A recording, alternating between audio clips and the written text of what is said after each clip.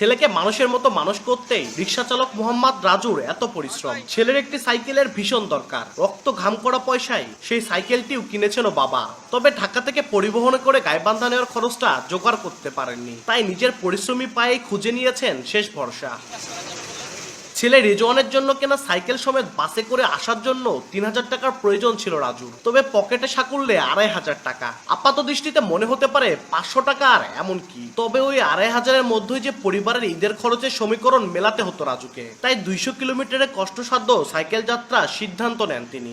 আমি চিন্তা ভাবনা করিয়া খাটিকুটি করিয়া কিছু টাকা সংসারে দিয়া তারপরে কিছু টাকা আমার পোলার লাইগা ব্যবস্থা করিয়া আমি একটা দুঃখ করিয়া একটা ছোটো সাইকেল কিনছিলাম হাউস করিয়া।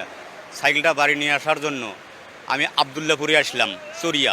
আবদুল্লাপুরে আসি আমার কাছে সাইকেলটার দাম টিকিট চাইলে ২,০০০ টাকা, আমার কাছে আছে ২২০০ টাকা।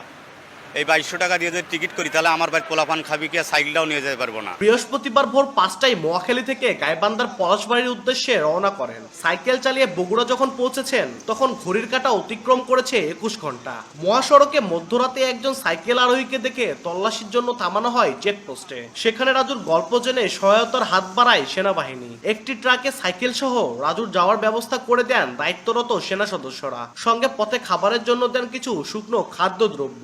আস্তে আস্তে এই যে আজকে বগুড়া স্ট্যান্ডে আসিয়া দম নিয়ে একটা রুটি কলা খায়া আমি আবার রওনা দিলাম সাইকেল নিয়ে বাসামুখে। সেনাবাহিনী এখানে আমাকে অনেক কাজ জানার জন্য অনেকে কিছু খাওয়া খাদ্য হাবি যাবে এলে অনেকে প্রসেস করতেছে আমাকে খাওয়ানোর জন্য বা খাওয়াইতে।